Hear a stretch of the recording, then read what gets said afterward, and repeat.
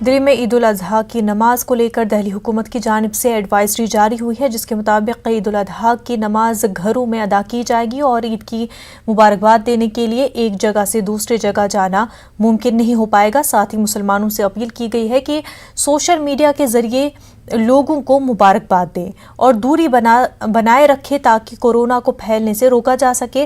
वहीं सभी जिला इंतजामिया को अलर्ट किया गया है कि कोरोना ज़ाब्तों पर अमलावरी को लाजमी बनाएं, मास्क, सोशल डिस्टेंसिंग और दीगर लवाजमात को यकीनी बनाएं। साथ ही बाजारों में किसी तरह की भीड़ न होने पाए। कानपुर में ईद उल अजहा की नमाज ईदगाहों में नहीं होगी। शहर काजी और पुलिस कमिश्नर ने साफ कर दिया है कि लोग ईद उल अजहा की नमाज घरों में अदा करें।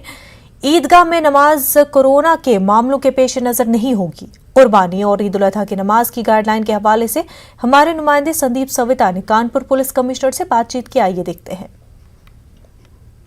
ईद उल अजहा कुर्बानी का त्यौहार है और इसको लेकर तैयारियां हुई हैं और सरकार द्वारा गाइडलाइन जारी की गई हैं। इंतज़ामिया से बात करते हैं, हमारे साथ पुलिस कमिश्नर साहब मौजूद हैं, उनसे बात करते हैं। सर, किस तरह से इंतज़ाम किया गया है और ख़ास करके कुर्बानी को लेकर किस तरह के दिशा निर्देश जारी किए गए? तो कल बकरीद यानी ईद उल अजहा का त्यौहार मनाया जाएगा।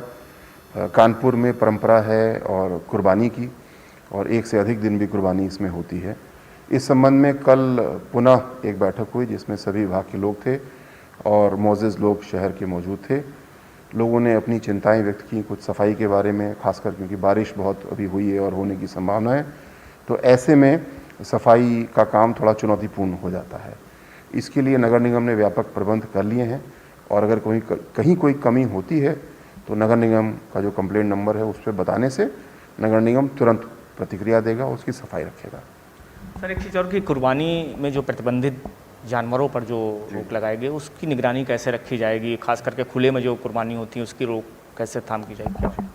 इसमें दोनों पहलू हैं कि जो जानवर पशु प्रतिबंधित किए गए यानी गोवंश है, ऊँट है, और जो नियम के तहत प्रतिबंधित किए गए हैं जानवर, उनकी कुर्बानी अलाउड नहीं है। तो पहले ये चेक किया जा रहा है कि बाज़ारों में जिन पशुओं की बिक्री हो रही है वो नियमानुसार सही हो।